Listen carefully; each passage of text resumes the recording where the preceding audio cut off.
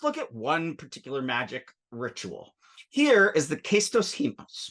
So Kestos Himos is an adornment or a girdle or maybe like a belly chain or something of Aphrodite, sort of the goddess of love. Now, she uses this Kestos Himos, and one of the earliest descriptions we have of it, to repair a ruptured marriage. She takes this magic charm to see her divine mother and divine father who are quarreling, using it to reinstate their marriage, though she's doing this with ulterior motives based on the Iliad. So the weird thing here is that in the Iliad record and in some of the cognate myths, we don't know what she did with it. Did she give it to her mother to make the father well disposed? Was the father well disposed to her when he looked at her, and then she was able to manipulate him to get their marriage back together? It's unclear, but we have this great example of the Kestos Himos. Now, when you start thinking about a word or an idea like Kestos Himos, you might think, what the heck am I talking about? Well, there's some good steps in generating sort of definitions and in your initial explorations of any of these sort of foreign cultural concepts. So the first thing I did to think about the Kestos Himos was to look in the glossary. We have a glossary at the end of Pharaone. And he writes there that the Kestos Himos is the magical perforated strap that Aphrodite lends to Hera in Iliad 14. And in later Greek, it is designated simply as a kestos. So kestos and Kestos Himos. Also, when I started looking up the word kestos, I know that it's a Greek word used in the 20th century for women's brasiers as well, in a brassiere company. So there you go. So, but do kind of think about that. Something under your clothes, a magic act, it's somehow perforated, so it's got little holes in it. I don't really know what to do with that. So I went to Wikipedia. Why not? Wikipedia is a great place to start. It's a bad place to stop, but it's a good place to start.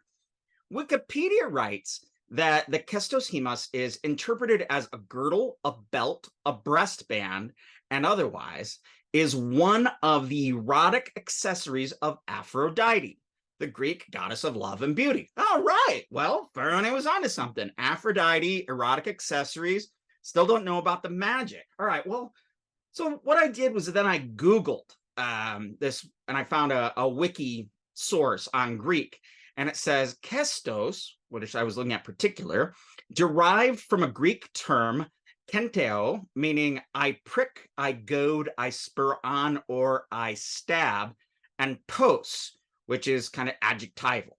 So it's something that's embroidered, and as a noun, it is a girdle or a belt. So think about when you embroider something, you're stabbing the needle in, and you're making, like, I only ever learned to do cross stitch. I never learned to actually embroider.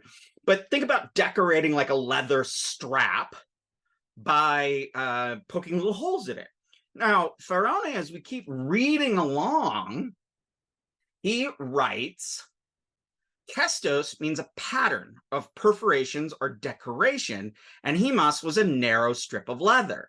So kestos meaning like the pokey little holes and designs, and the himos is the narrow strip of leather like a chin strap on a helmet.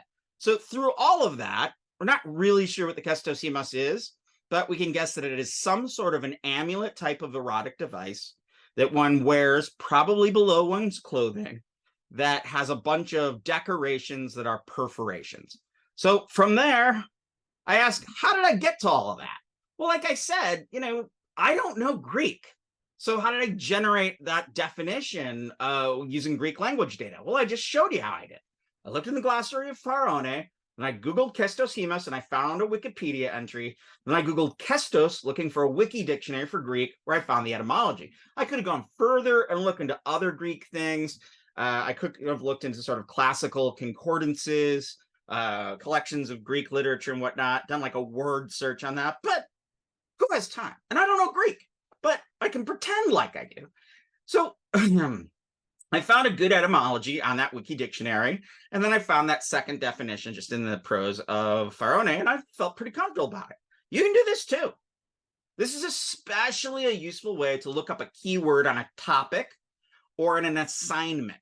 So when your professor or your boss, has you writing something, you notice that there's like this key really important word. what you can do is you can look it up, and I say this is your best stop, is the Oxford English Dictionary. Look to the Oxford English Dictionary, look at its definition, and here's like the biggest trick for writers. Don't use dictionaries, or don't use the thesauruses, ever. Never use a thesaurus, because you'll get the wrong meanings and stuff.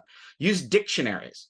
If you know a word and you're thinking of, you want a different word, look up in a really good dictionary and see the words there and trace it out. And you'll find a better word through the dictionary than through the, what do you call it? Sorry, my phone started ringing and it distracted me. Then through a thesaurus, because thesauruses don't give you enough context in general. Okay, so you've got that, then you're on the OED, you've looked at your definition, they have an etymology section. What is etymology? The history of words. Then you take your etymology and you do some general Googling from the Greek words or the Latin words or whatever words are in that etymology, being sure that when you're Googling generally, to evaluate the different sources, you want to find comprehensive, professional, academic, philological, and linguistic information. You want to avoid sensationalist or wild-eyed think pieces on social media or websites. Then you do your little writing and whatnot with the information you have.